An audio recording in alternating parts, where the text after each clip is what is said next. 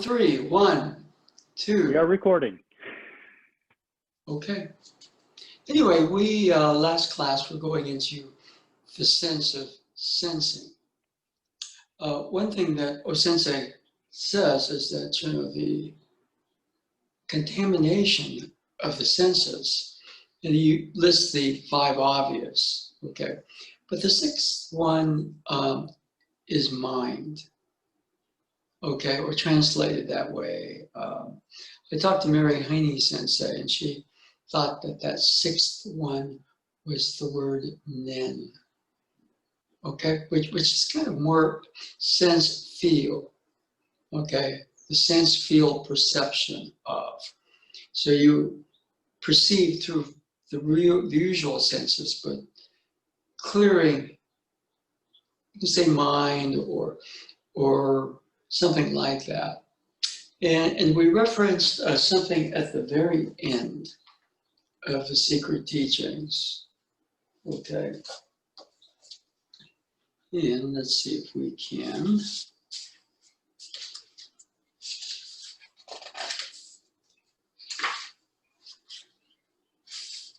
Okay. And this is, if you have this book, it's page 128. In the beginning, I was like a blind man, but through training in Budo, my eyes were opened. I learned about the true nature of heaven and earth. I became one with the universe and discovered how to perceive and be receptive to its movements. This is real training. And so a lot of what we get from that, if anything, is that some sort of opening of our consciousness to a deeper level than, let's say, the 5 senses. It's not the 5 senses are bad, it's just that he insists they're kind of contaminated, okay? The mind is, has this sort of dialogue, what Bruce Lee again calls a noisy mind. And that oftentimes, what we see is really influenced by that interior dialogue, I. And so as the eye clears, perception, vision, start to see in different levels. If only just to see things in the material world much as they truly are. So that part of it right there is for me very interesting. That was something, again, that really caught my attention from fairly early when I was doing Aikido. And so we're saying there are other dimensions in the ability to, not so much you see those dimensions, but you sense what's going on with them.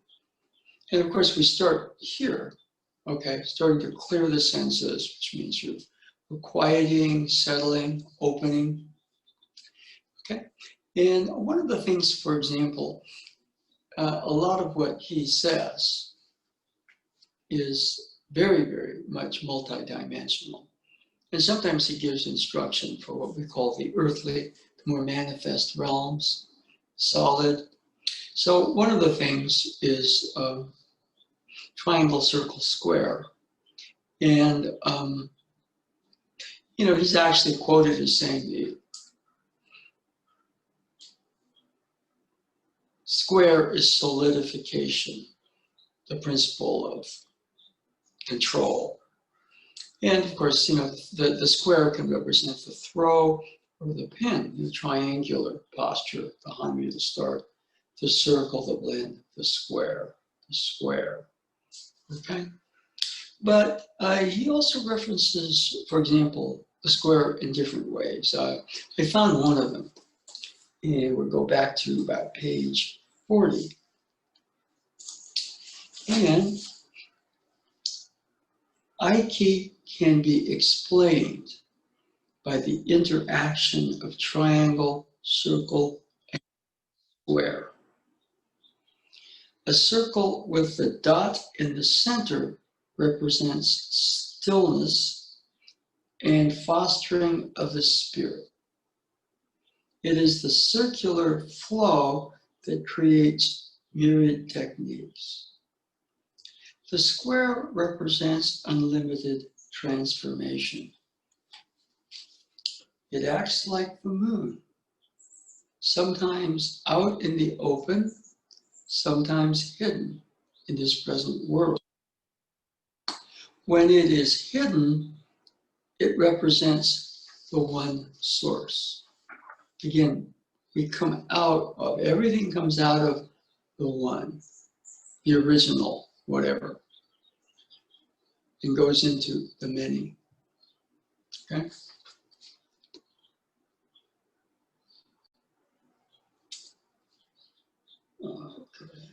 When it is hidden, it represents the one source. When it is out in the open, it reveals the infinite variations possible. One going into the many, and conversely, there's also a flow, a pull from the many back to the one. And what he says is very interesting. Again, just to go over it.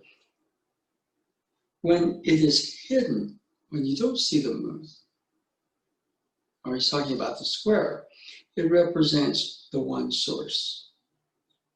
When it is out in the open, it reveals the infinite variations possible. The moon waxes and wanes. Goes to full moon, quarter moon, no moon, back to full moon. So the actual configuration of the moon, you can label as a quarter moon, half moon, three-quarter moon, but really, it's constantly in motion. We give it labels. It's like taking the political polls, which may make you happy or may make you paranoid. It's a snapshot in time. When it's not there, it's still there. We just don't see it. So it represents, Sensei's parlance, the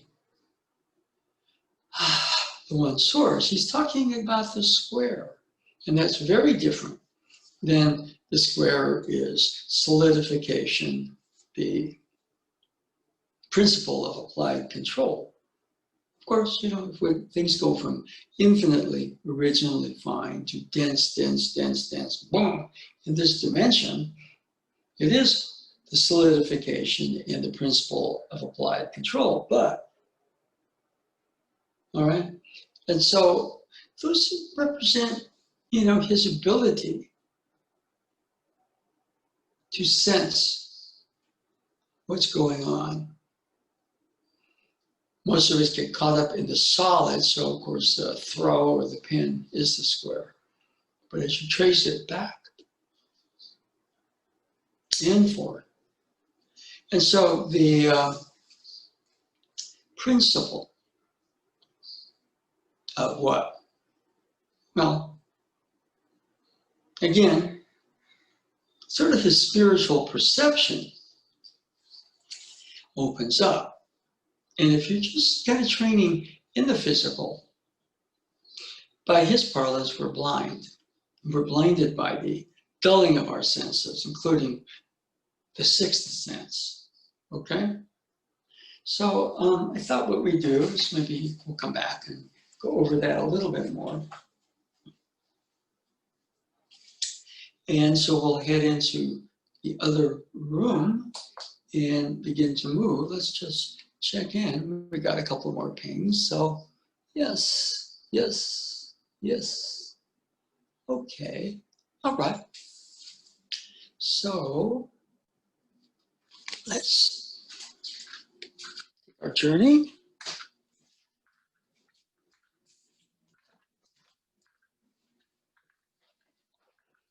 And we position here. Right, and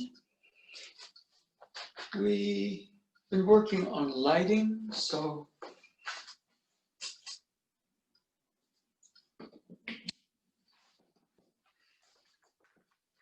we will.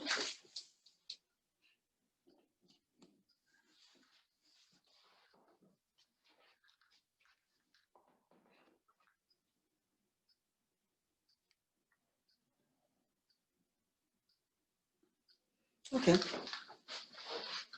So right about here, we're going to get a full body image. And so a lot to not just ponder, but to investigate. Yesterday, I had a phone conversation with Nado Sensei, and so he kind of asked me something I wouldn't have expected him to ask, was like about the sword cut. Okay, so.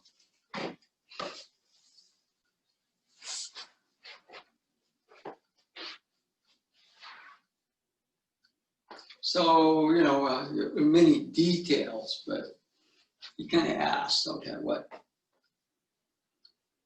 we're about to swing. We just get into the repetition of it, okay? But he says, what is your first thing? Well, for me, it's the center line. Okay, so in other words, there's a center line out there, but there's also the beginning of a center line here, right? Goes basic cut, you see. In an Aikido, the hands are flexible, but oftentimes they're a projection from your center line. Okay, then he said, what's the next thing? I said, well, left and right. So I establish the center line. I establish right, left. Now, generally the sword is with the right foot forward, the left foot back, point base. I don't exaggerate the triangle. For me, it's about a natural shoulder width. So again, the back now is left, the front is right. The hands, left hand, right hand. So the first thing though for me is the center line. Then it's getting the right and the left and the right somewhat in order. Okay. So that was kind of interesting, right? So we haven't begun swinging yet, but anybody else, if you kind of trace back your beginning point, you pick up the sword, most people think, I'm going to swing it. But I, again, try to establish the center line, and then right, left, starting, I guess, with feet, but also hands, okay? Anybody on that one? What comes up for you with the, you're about to swing, we haven't swung yet.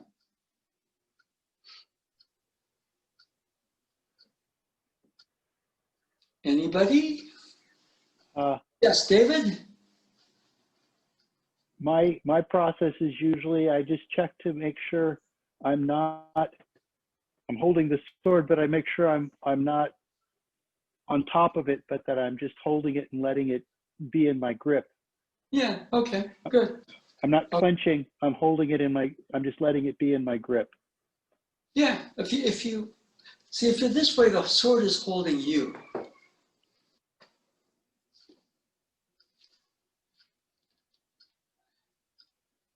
Okay, and so here, it's an easy, relaxed feeling. Okay? I still have to frequently notice whether I'm doing that or not and let something go. Yeah, that's important. Anybody else? What do you notice when you're about to? You haven't swung yet. When you're about to swing. Anybody? I notice, or before I'm about to swing and I pick up the sword, I feel a settling, sinking, or entering, kind of merging the sword with me. I try to relax with the sword? Yeah, this tends to be out here. In other words, the sword is holding you. So you're establishing yourself as a center, and the sword is an extension of that center. Okay? Anybody else? Yeah, I try to adjust my body so that it's not tense but not too loose. So like make sure my shoulders aren't up, that I'm not holding unconscious tension in places. Well, again, the sword is either holding me, okay, or conversely, I'm not really there. So that place, where you're balancing kind of the attention or tension with a kind of an easiness. Okay, yeah, it's all good. Anybody else? Okay. So from this position, now, again, I have to check because, I don't want to break that. So what I do is I kind of feet together. I'm gonna raise. Now here, I try to relax. I'm keeping, like I'm putting it in my spine. We don't usually raise this much. And then, boom, down to ankle level. So it's just kind of a warm up.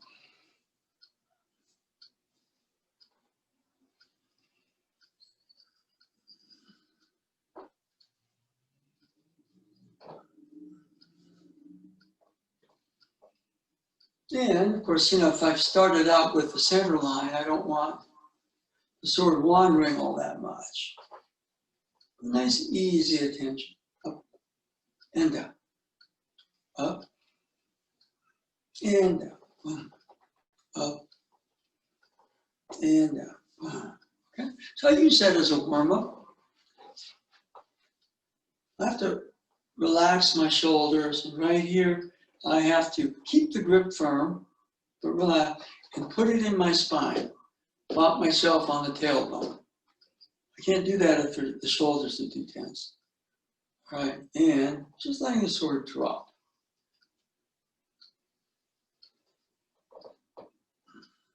One. Okay.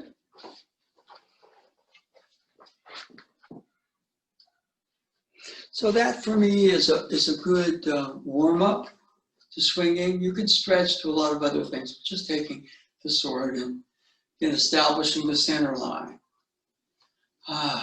Okay. Anybody question or observation? See, we haven't really swung yet. So we're kind of going a little bit into what might precede. Everybody has a process, whether they're conscious of it or not. Okay? Anybody? Okay. Oops. Now,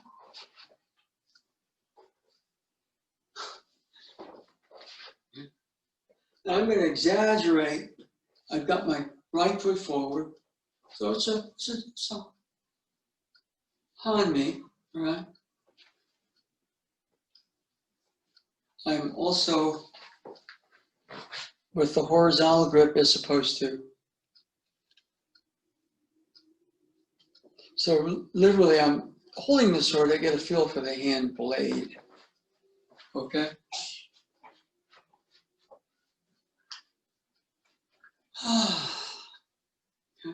Now, just to start the first couple, where I'm going to, and then boom.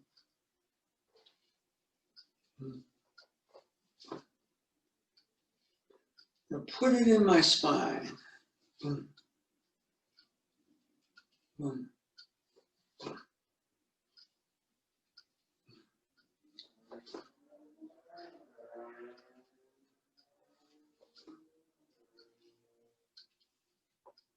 And cutting about level with my own head, okay?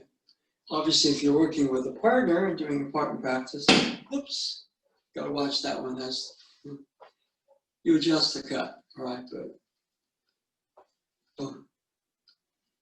Or lower, but just basic. Boom.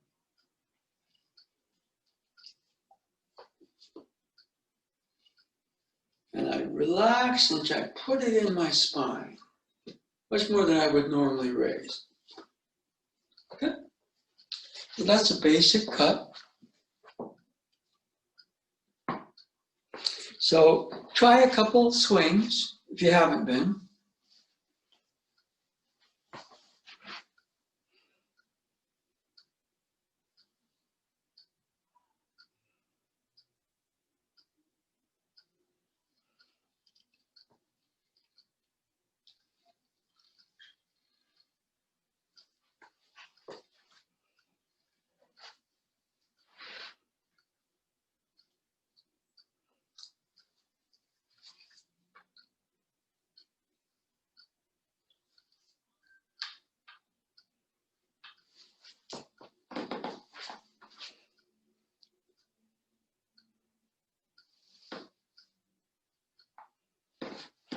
Okay. Yeah, so we're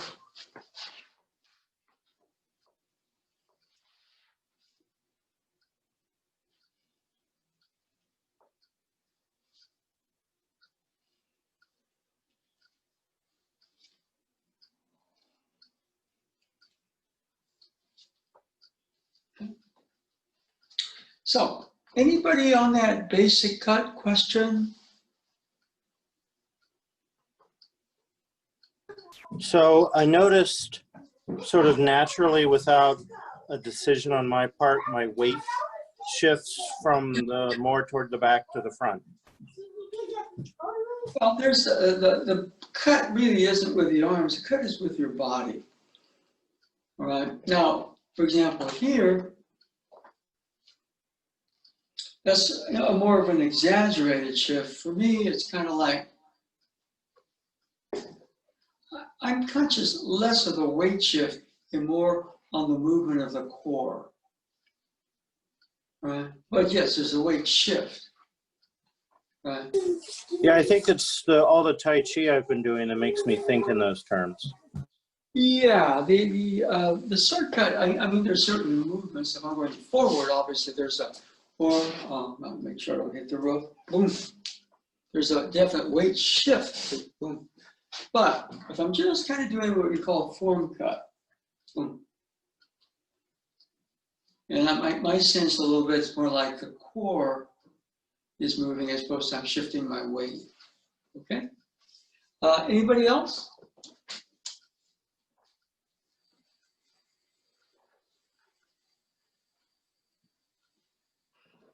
Okay, then, so I can,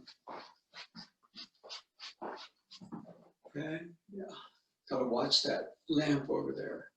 Right, now, I can raise a little bit, boom. In other words, I'm not raising all the way and putting it in my spine, but that's a good one because if I do this, the hands get too loose. Can I keep the grip in a relaxed but firm way and just tap myself on the collarbone? That's an opening. But here we can raise the here, cut up there.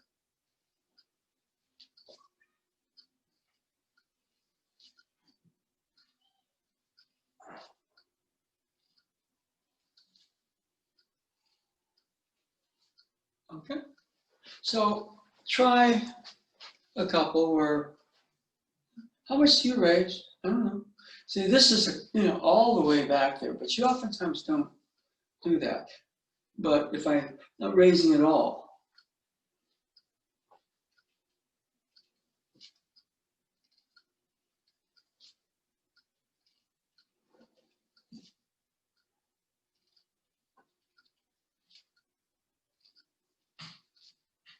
okay? So try a couple of swings.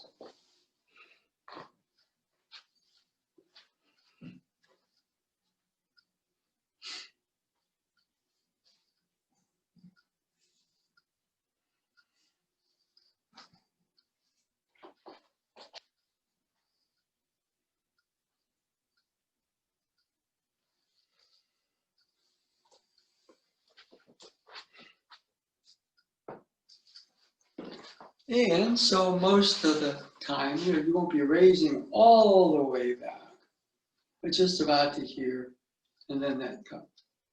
Anybody with a comment, question on that basic form cut? Yes. Since just a comment, I noticed a feeling bringing the sword back, putting the sword into my spine. As I went to strike forward, I had a feeling as if my spine was settling into itself or almost slightly moving backwards as it did, as the extension through my weapon was pointed outwards, like a balance between the extension and the spine.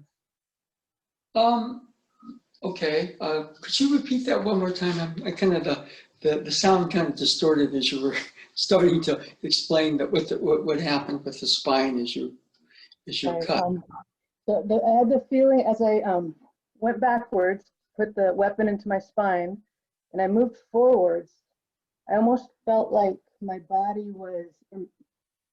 spine was moving either back or settling into itself, almost as if, let's say, the spine was the pole casting a fishing line.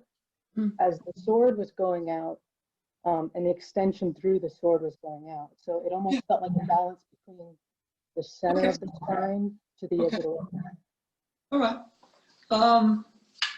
Yeah. In other words, no spine, no cut. The sword comes out of your movement of your body. Okay. Hikizuchi Sensei used to always say, that the sword was inside him. That, whether he was holding a bokken or a regular sword, the sword was inside him. Okay, so part of the feeling is, that when you're cutting, see, most people tend to kind of contract, but really the spine expands, lengthens as you cut. Okay? Yeah. Okay. Anybody else with a question or observation on that basic form cut? Okay. Now, what we're going to do is we're going to play a dimensional game.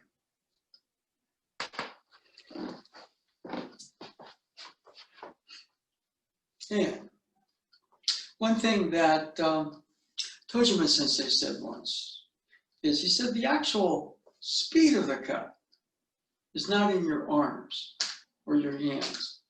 It's really what he called the mind, okay? Boom. So we're going to use, but it's mind as in mind visualization field. Now, what we're going to do here, okay, now, we're going to turn the sword into a flashlight. Okay, and I'm going to raise, we're going to go all the way back. I'm going to put the light right down my spine. Okay? And then what I'm going to do, I'm going to extend that, like a flashlight, boom. Click, light down my spine, boom. Light out, right? So it's a beam. Boom.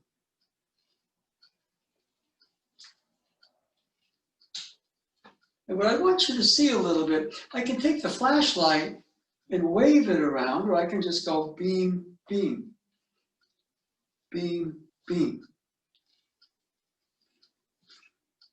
I want you to try that. I'm going to wave the flashlight all the way here and wave it out. And I'm going to get where I can do that faster and harder. Okay, and contrast that with shine the beam down your spine, shine the beam out. Beam, beam. Beam, beam. Beam, beam. So contrast the two and we'll check in.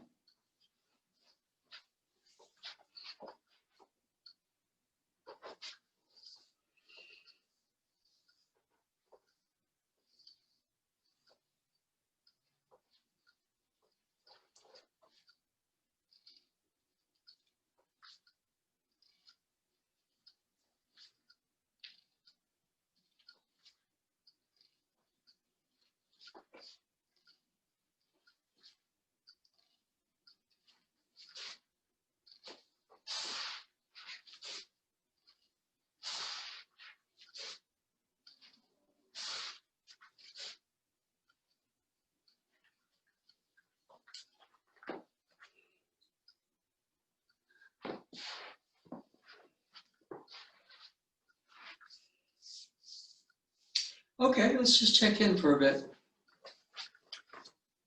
Most people tend to wave as opposed to beam of light, beam of light, beam of light, beam of light. Okay? Anybody with an observation on that?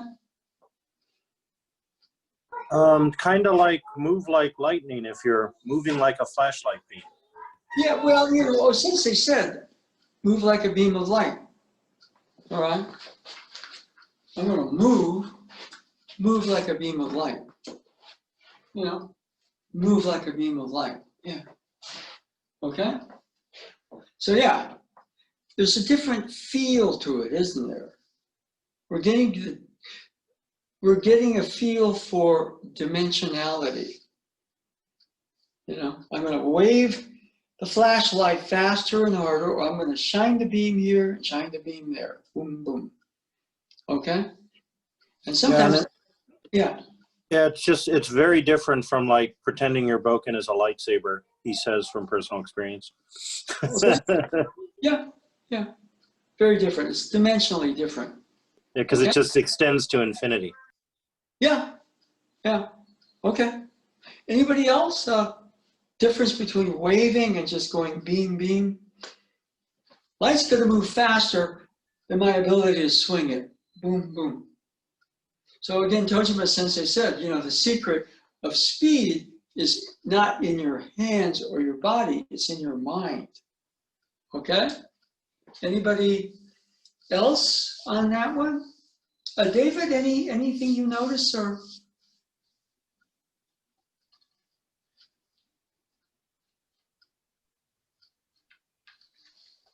No, not really. Thank you. Okay, hold on. Okay, all right. Now, what we can do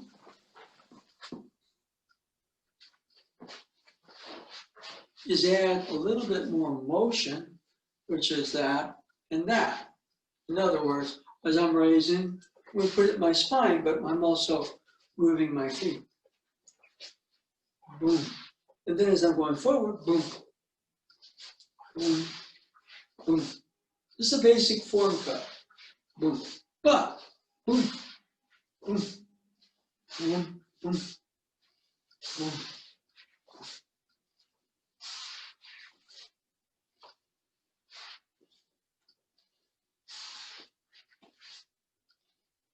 So try moving the feet along with the cut. Still put it in your spine, still shine it out. Boom, boom.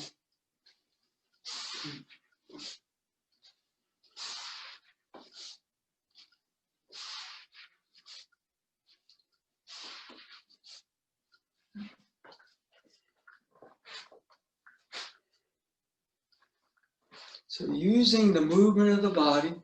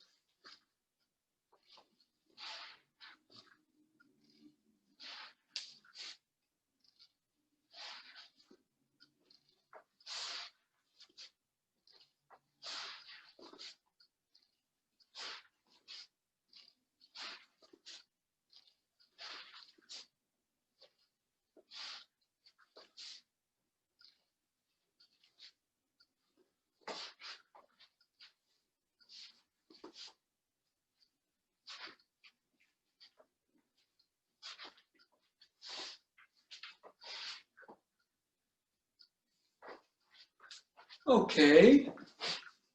So we add a little bit of motion back and forth. Anybody with a question or notice anything right there?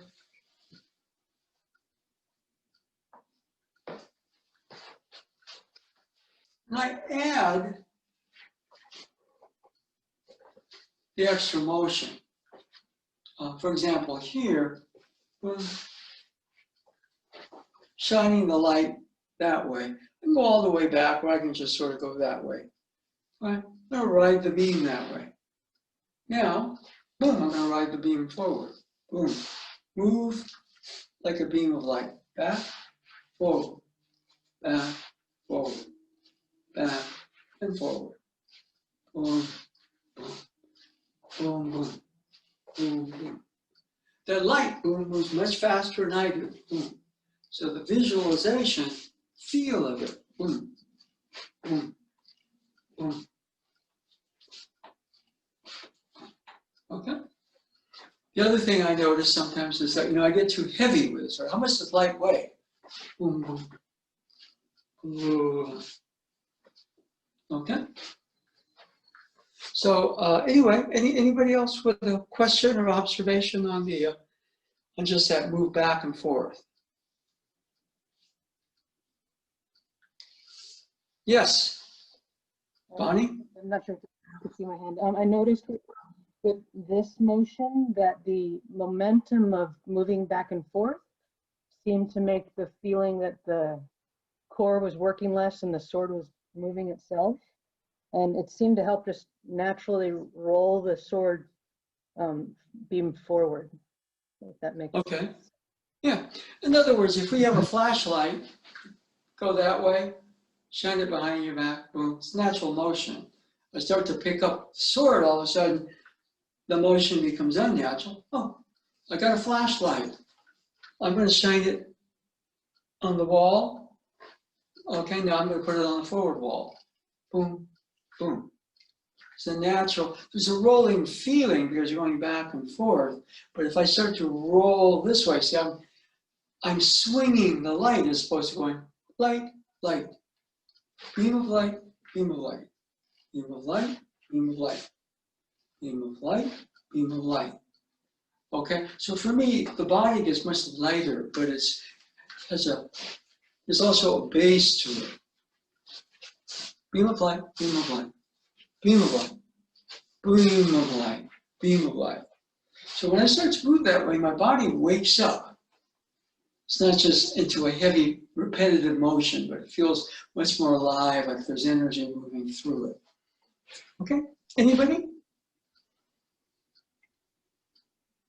One add-on, Sensei, it also felt like the lungs and heart would open up more with that motion.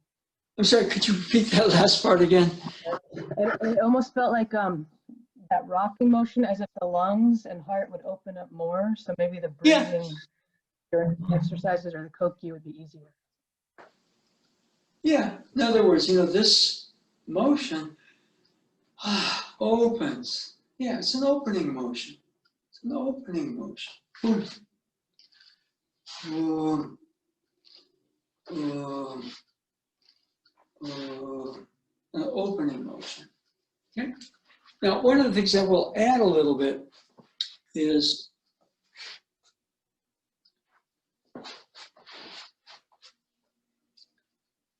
there's that closing motion of the sword.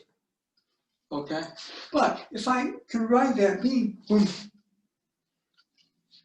boom, it's almost like the sword is pulling me. And in pulling me, the arms naturally, the hands naturally go this way. If I'm twisting at the end, I add too much. And if I'm kind of a little too loose, I'm just waving my arms. But that beam of light, boom.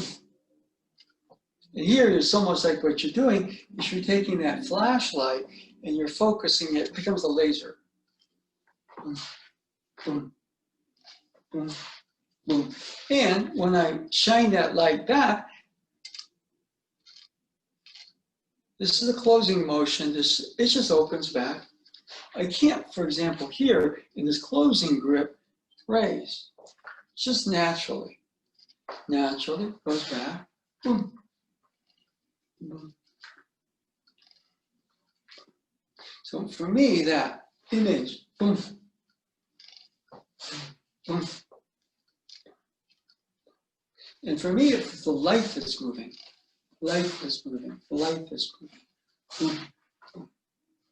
Okay. Anybody with anything? Let's do this. Let's switch venues.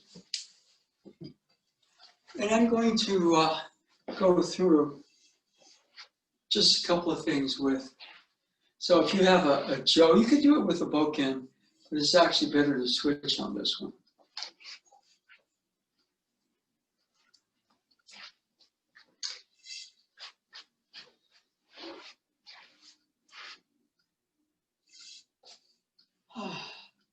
Okay.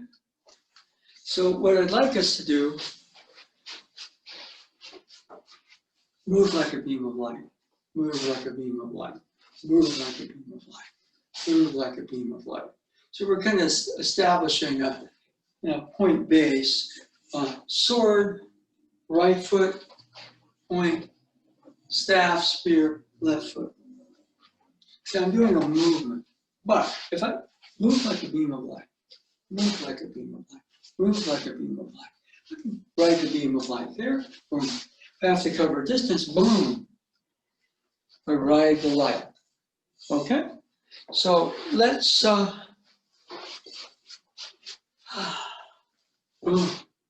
If I need a burst, boom. There's light moving, trying to ride that. I ride that beam. And I ride that beam. And I ride that beam. And I ride that beam. That's different than or ride that beam. Ride that beam.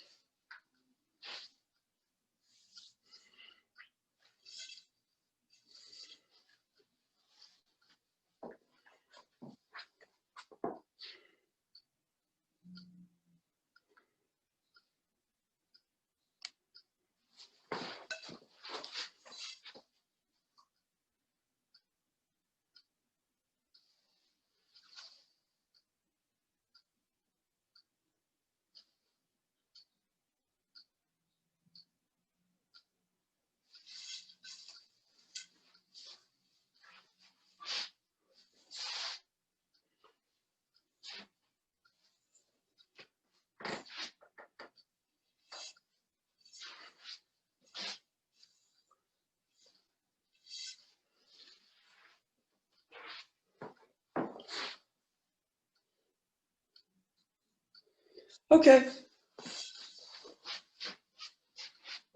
Now, move like a beam of light. Move like a beam of light. Anybody on that one? Move like a beam of light. In some sense, what you're really doing is you're riding that beam. Boom, boom. Riding the beam. It's a little different feeling through the body than just like I'm practicing a form. Boom. Anybody? Question or observation? One observation is that all the things that you talk about with thrusting the spear or staff, like the spin at the end and the turning of the body and the sort of movement, all of that just sort of fell into place when I was focusing on the Isn't that amazing? What happens is that we get caught up in the lesser and we learn the details, and then it's a stalemate position, right? But then all of a sudden you shift dimensions and everything flows, comes into accord. Yes. Okay? Anybody else? That was good, by the way. Everything just almost falls into place, doesn't it? Anybody else on that one?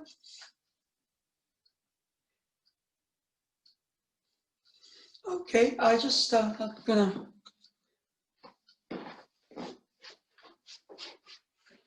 Couple things right here. Now, you know, I'm practicing a thrust, but all of a sudden I'm gonna move like a beam of light.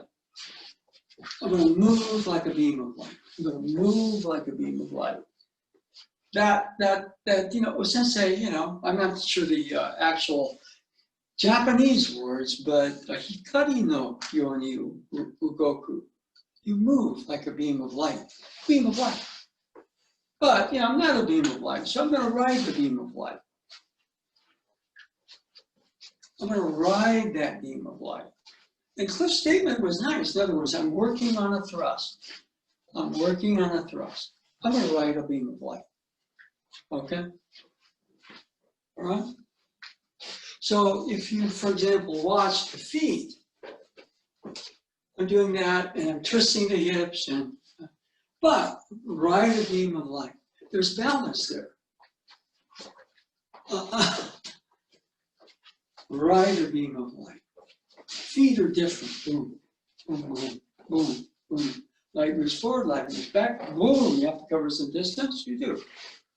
Okay? So that the feel for me is a whole different state, which my body welcomes. Feel later. Feel like, whoa, there's focus there. But it's not a tense, I'm doing, and boom, boom. Okay, if all you have to do is flip the switch on your flashlight, boom. What if we could ride that beam? That's feeling through the body for me. Okay? Anybody else on that one?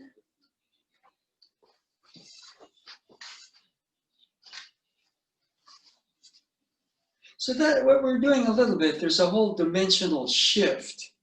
Like Cliff was catching a little bit when he said, yeah, it's almost like everything falls into place. Everything falls into place. You do have your checks. All right, so in that sense, he was asking me about the sword. I said, oh, center line, right, left. That's where I start. And then the right, left with the feet becomes front, back. So 1, 2, 3. Okay, all right? But you can, right, you swing, move like a beam of light, beam, beam. It's a little different than I'm swinging. And it's amazing how a lot of things just add up right there when you're kind of in that other state, okay? I'm not talking about Nevada or Arizona. It's another kind of dimension of us, okay? Anybody on that one? Okay, now what I thought we'd do, because we've been kind of working that, if you can move like a beam of light, can you fly like lightning? Lightning. Now here, I'm doing a form, but it's heavy. Move like a beam, fly like lightning. Can you do both? Move like a beam, fly like lightning. So you can do that, boom, boom, that shift.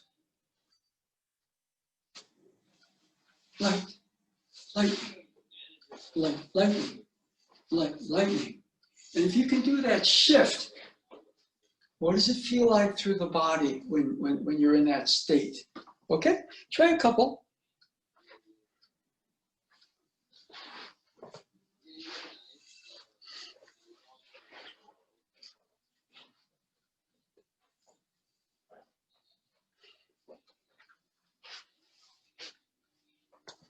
Move like a beam of light, fly like lightning. Move like a beam of light, fly like lightning. Move like a, fly like light, fly like, move like.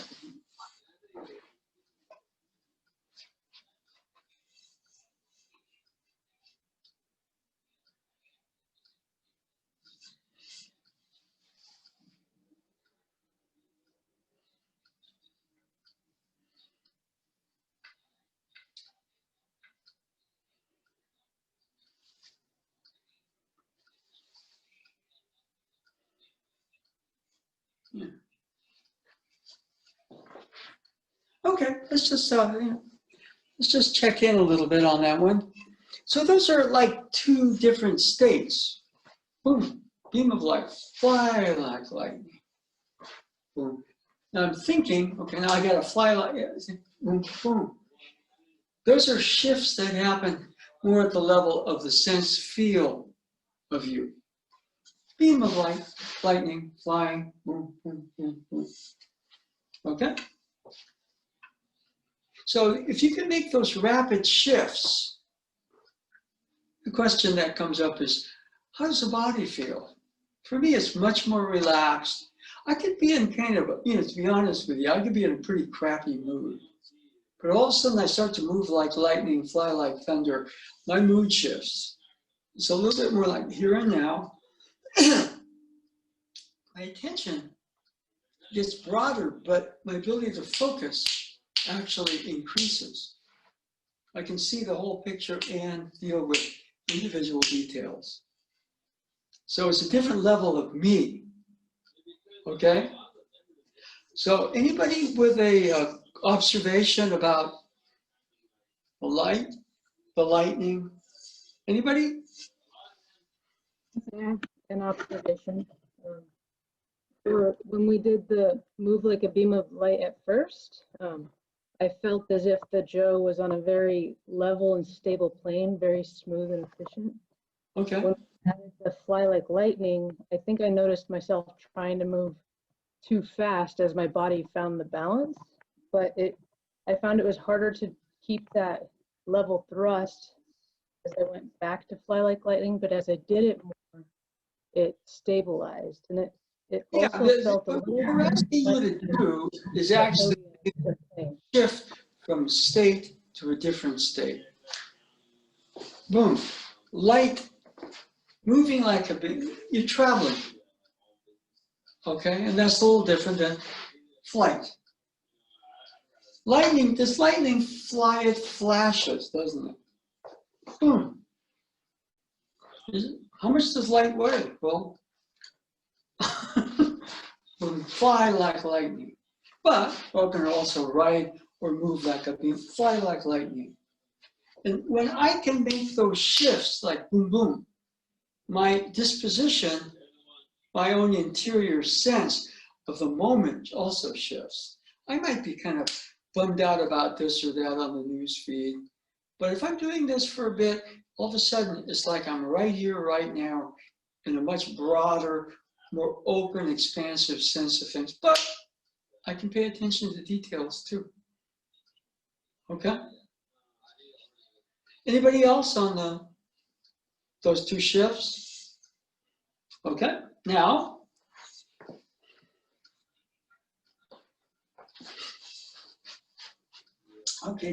fly like lightning, strike like thunder. Fly like lightning, strike like thunder. Fly like lightning, boom, strike like thunder. And that's different than, bam, I'm gonna strike. Strike like thunder, strike like thunder. But fly like lightning, strike like thunder. Fly like lightning, strike like thunder. Okay? Try that a little bit. That's a fun one. Fly like lightning, strike like thunder. Fly like lightning, strike like thunder.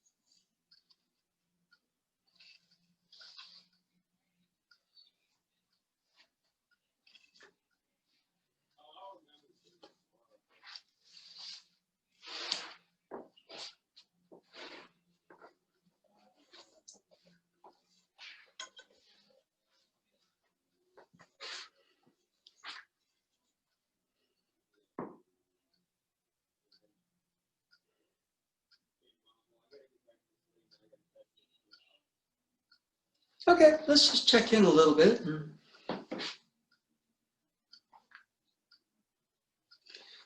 And just, so if you can fly like, strike like thunder. Most people Fly like lightning, boom, strike like thunder.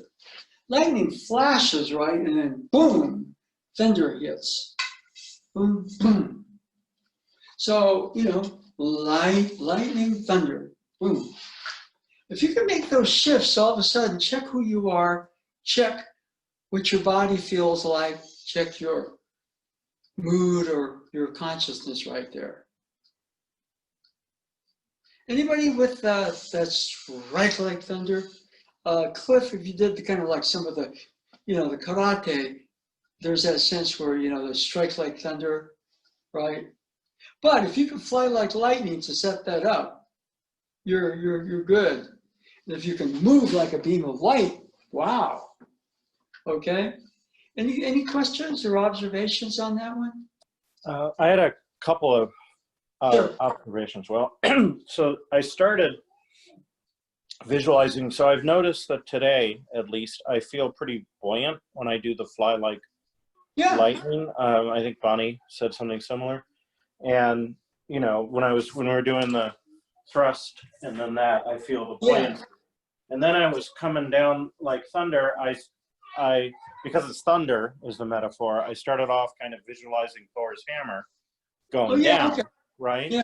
But then I thought, well, what if I connected to the earlier part and visualized, instead of coming down with Thor's hammer, visualize coming down and locking into that beam again. Okay. Right. So like it's a monorail track, right? Yeah. Like there's a monorail track. Now I'm up above it, and now bam, I'm back in the monorail track, and that felt very different to me. I'm not sure which is better. Yeah, in a lot of ways we get caught up in a visualization that works for somebody else, but it doesn't work as well for us when you find your truth with it. Remember what Bruce Lee said, don't mistake the finger pointing to the moon for the moon, right? And the thing about Thor's hammer is interesting. I'm thinking about the hammer striking, but also if you can, boom, summon the thunder, boom, he's calling the thunder in. He uses the hammer. Right?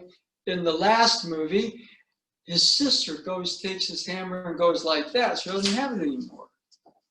And so his father has to talk to him. His father's on the other end. That make you the god of hammers? What are you the god of?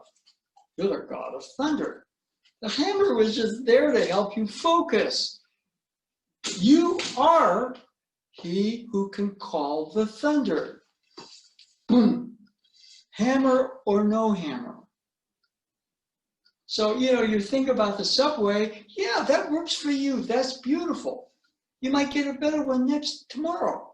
Or you might ride that image for a while, but you're getting some reinforcement through the body. It's not just an idea. Okay? All right? Anybody, Bonnie, anything or? Actually, yes, Sensei. The Thor's hammer analogy was perfect. I have here, it's not a sword. I think it's a baseball trainer. So it's weighted on the end and it flops a little bit. And I noticed if the key extension goes through it, it doesn't bounce that much. So when I was doing the fly like lightning and strike like thunder, that weight on the end helped give me a focus of a vertical line to help me move up and down more smoothly. And I had some feedback from the weight that helped me relax my left arm more and make it feel more powerful and stable. Well, what happens is when you get the visualization, oftentimes the details come into focus. And when you're in that detail realm, we're trying to do it, and all of a sudden, boom. How does thunder feel? Thunder feels like thunder feels. How does it feel to strike like thunder? It feels boom, what it feels like.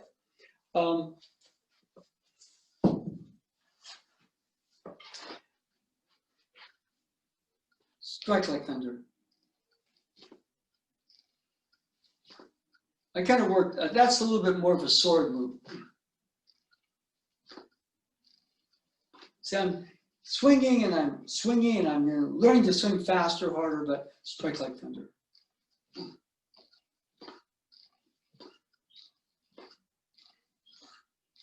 See, it's not, the feeling is less like I'm swinging Thor's hammer. The feeling is, boom, I'm summoning the thunder, boom, boom. boom, boom.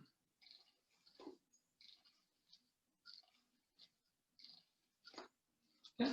And the details like the raising and the lowering and the closing, they just fall into place because we're kind of coming from a finer dimension where all those things naturally happen. And we get caught up in a lesser working on them. And then some of that, we're just learning, that's fine. But to be able to make that shift, okay? Anyway, we are at the 1 o'clock time, so we're going to shift back into the other room. Okay.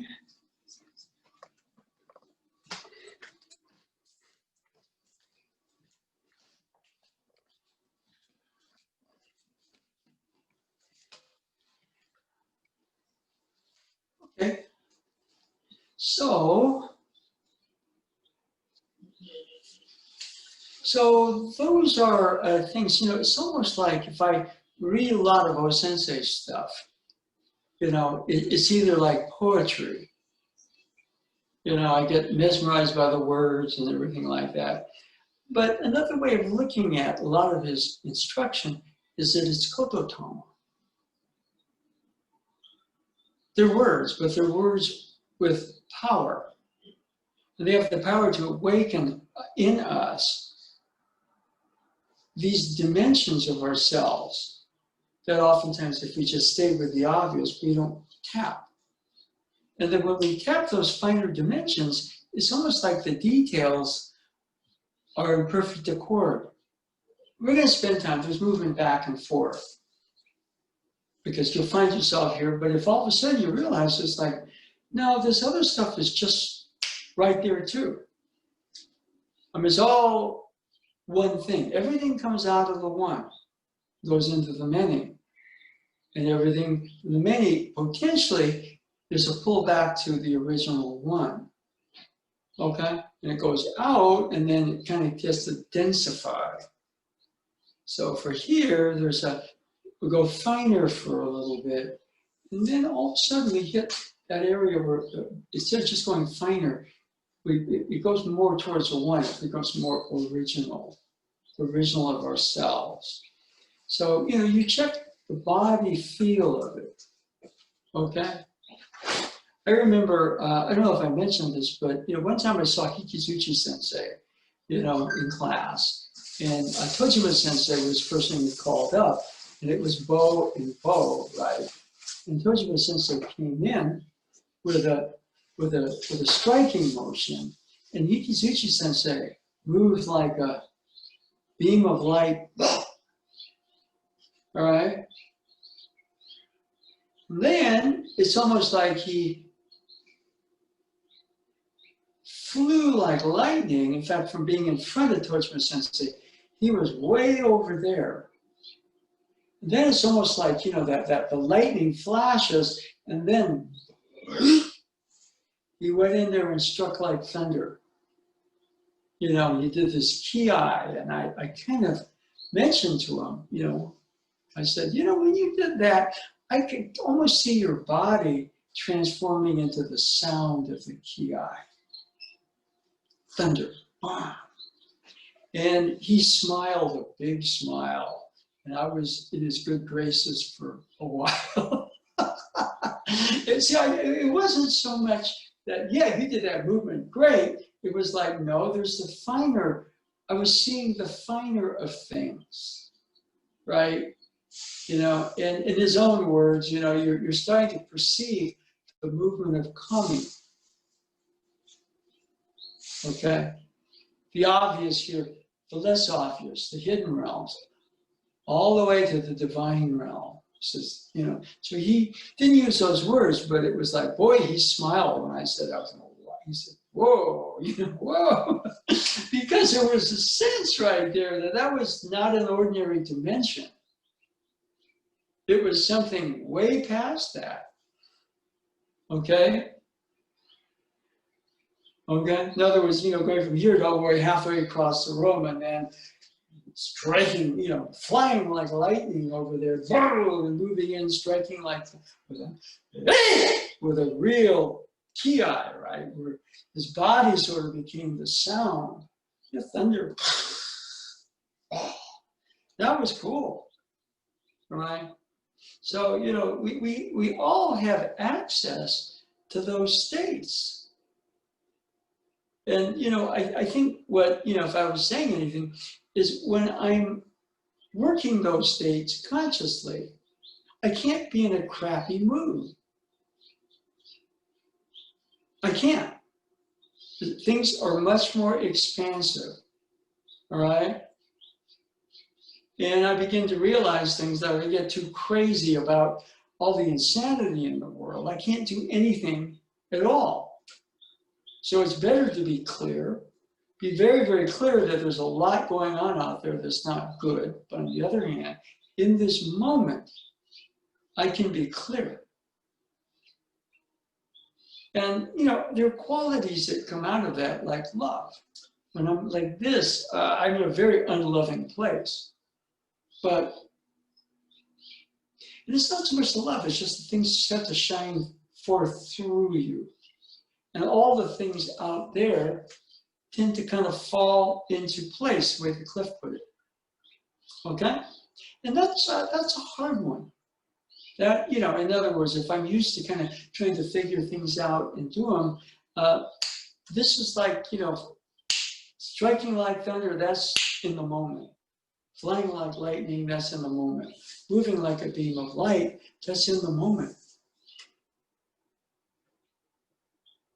And so, you know, we have access to these other dimensions. And those other dimensions, there are other dimensions of mind and other dimensions of body. Right? My body feels very, very alive and easy. All right. And my attention is broad with the ability to focus on details without losing the center. All right? So those are just things. I mean, if we could carry that in the world, we'd be much better decision makers. All right. If you're a parent, all that going on, but you keep your focus and keep that more expansive, loving feeling. Okay. And you can discriminate, you know, there's certain things out there. The way Sensei put it, don't judge things good or evil. He didn't say there is no evil. And so a lot of it is you can discern, yes, that there is evil. But when I judge things to be evil, I get caught up in the judgment of it. I'm in reaction to what is evil, as opposed to, yeah, I can discern that's evil. You know, if we can stop the judgment, then we're coming from this place. All right, it's a place. Now, there's sense they had these stories about how, you know, he'd meditate, get to places in Japan. Then he'd do things like go out and drink and get drunk. And so he'd come back and say, oh, yeah. He said, no. He said, it would take me longer to find the place, but the place was always there. So, you know, I think what O-sensei was trying to do was he was coming from this incredible place that was very original, enlightened, loving, powerful in its own way. And that place could move like a beam of light, fly like lightning, strike like thunder if needed be. And so, in some sense, the words were kototama. And the words, they can awaken some of those in us. So today, you know, Aikido has a sense of motion, which is good. And if you're having a lot of trouble with this, guess what? I spend a lot of time going, all right. And there's an area sometimes, you know, where you go, oh. All right. So mind, idea, body, energy, they're kind of one. Boom. An image, light, or lightning, or thunder. It's an immediacy right in the moment. Okay, if I start to talk about it and everything like that, I start to go away from the, you know, the experience of it, which is here and now. Okay? Anybody with a question or Anything to add about that? Anybody? I have Sensei, I have a very beginner's question, if you don't Yeah. mind. Yeah. So for the move like a beam of light, that the actual name of that would be a thrust or strike. For the fly like lightning and strike like Yeah. thunder, do those have names? Could you go to the last part because I started talking over you? I'm sorry. For the names we would use in any Aikido class for the other two motions, the fly like lightning and strike like thunder. Can you say the names for those if there are? Well, for those? well, I mean, in order, it was you know, it's no sense they quote, move like a beam of light, fly like lightning, strike like thunder. The other one, which we didn't do, is move in circles around a stable center. So, you know, those are 4 things. You can take any one of them, just work them. You're moving like a beam of light in some sense, you know, all of a sudden, you know, I'm going to stand up and my posture can, you know, but if I can visualize light coming up and sort of ride the light, I'm starting to move like a beam of light. If I'm sitting here and I can imagine a shaft of light going down, my posture improves. If I could maintain the sense of light to light, my system relaxes, my breathing starts to deepen. Heartbeat will even start to kind of slow down a little bit. So there are physiological effects, you know, which you kind of notice as you go into some of the finer states. For a beginner, you know, it's interesting that, you know, a lot of times beginners pull off incredible things because they tap one of these states. Then they go to class and learn a bunch of stuff, and they get better at the standard stuff, but they maybe not make those leaps. And I think what O-sensei's training was constantly to make those leaps. It wasn't good enough for him to be fast. It was like move like a beam of light. All right? It wasn't good enough for him to be, you know, radiant powerfully. He wanted to fly like lightning. And it wasn't good enough to be able to chop 700 trees down in one season in Hokkaido. He wanted to be able to, boom, strike like thunder. So when you're doing that, you're starting to kind of hang out more with the archetypes. So when Cliff brought up like Thor's hammer, but he got a very good way that worked for him right in this moment.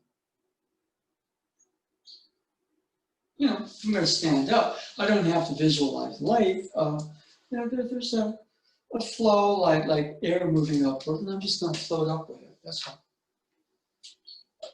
If I'm going to walk across the room, I'm going to walk, focus on my center, and there's a flow that way. Light is good because when you're going to move quick and get from here to there, boom. Okay? There was a game I watched where it was Oklahoma City Thunder versus Golden State Warriors. And this was Curry with the ball. And he wasn't Curry's teammate at that point.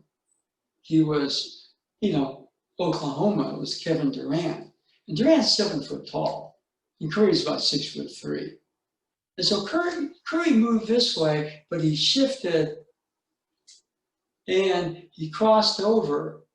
And I swear, Curry, when he crossed over, he went about 15 feet with that crossover. Honest to goodness, I said, that was 15 feet. Of course, he's 6'3", but, right? You know, he shifts over. It's not a long shot. Then he goes up, and Durant, who's 7 foot tall, is right on him. So it's not only that Curry rode that beam of light, Durant had his own beam of light. And Curry went up and he made the shot from about 17 feet And Durant and Curry both moved like a beam of light. I said, wow. Ooh, that's not pure athleticism. That's somebody at a level tapping kind of that more archetypal thing. And, Durant joined the Warriors. I said, I'm glad he did, but we'll never see that except maybe in practice now. You see what I mean? When you get that level, you see, it's like, wow. I mean, moving like a beam of light is like a wow place. And when you're in that wow place, as Cliff kind of began to notice, everything kind of falls into place. And so, I think for Sensei, he was in that, okay, his training was, okay, there's me, and there's this wow dimension, which is fantastic and is ever evolving. And I get caught up here, so I'm going to learn how to do the misogi to keep in the alignment. So I'm in that wow place as it changes. And sometimes it feels like a beam of light. Sometimes it feels like lightning flashing. Sometimes, boom, it feels like thunder. And there are a zillion other things he mentions, but they're all kodotama. They're all vibrational truths that are here to awaken this more archetypal level in us. And training that way is very different. It's very, very different. Anybody else question or, right? Things that help, just learning to kind of settle and be very easy where you are. Because when I keep a lot of expectation, I got to do that, I got to do that. You see, I get too heavy and I start to measure. I mean, I doubt I can cross over and go 15 feet when I go from my right to my left. Well, have I tried it lately? No, I probably won't try it. I do it in other ways, all right? But I recognize sometimes when somebody, when somebody is in that special archetypal place, they begin to defy space and time as we measure. And when you see two people, that was one of the things I'll always remember. It's like, wow, that was incredible. To see two, basketball is kind of like, you get this 7-foot guy who moves like he's much smaller. But, and then you get Curry against that, that super android, from another world, and Curry crosses over, goes 15 feet on that crossover. That guy's right with him, and he gets the shot anyway. And it was a wow moment. And so, in some sense, if we're in that wow moment, we're in a very enlightened place. We have compassion there. There's really no, I mean, Curry scored the hoop, but that moment was a perfection for both of them. Durant was in that space too. And so sometimes you see that, unfortunately, competition is about winning. But in Aikido, winning is getting to that wow dimension. And then seeing and operating from it. And, in that wow dimension, if enough of us did it, we'd solve a lot of the world's problems. But we look at that from this area, this thing. All right? So anyway, that was, just hopefully, learning to operate, from, other dimensions. But you can do that anytime. Just pull out a stick or a sword, Move like a beam of light. Move like a beam of light. If I'm kind of here, I've got to move. I've got to move. How do I move like a beam of light? Boom. I mean, I can't go 15 feet like Curry did, but maybe if I worked on it, but to some degree, diminishing returns for me. I don't get $40 million, just to kind of do that move. So I might as well concentrate more on this stuff, right? Okay.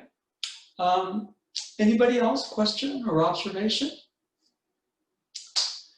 Okay, Yeah, those things, if you take a lot of Sensei's stuff and you look at it, he was obviously sensing things. His truths came out of his ability to sense, perceive. I'm almost certain that when Sensei, you know, I mean, he was teaching a lot. So, but what was his training like? Well, his training was probably a lot with this, you know, with the Aikido weapons work. But I'll bet he worked a lot on moving like a beam of light, flying like lightning, and boom, striking like thunder, and moving in circles around a stable center, integrating for the light, the lightning, the thunder, in smooth circles around a stable, not a set or a locked center, but a stable center in motion. Move along with that. Even though you don't have a dojo to actually go to right now, or you know, you don't have an uke unless you have a housemate, you know, that you're kind of, you know, in isolation with, and you could sort of work that. But that part of it to me is, you know, there's a great adventure there. We're boldly going where very few people have ever gone. Anyway, no questions? Then we'll kind of call it for today. So thank you. Thank you. Oh, Tai Chi class tonight for some of you, if you're going to tune in, 7:30, 8:30. Okay, all right. Okay.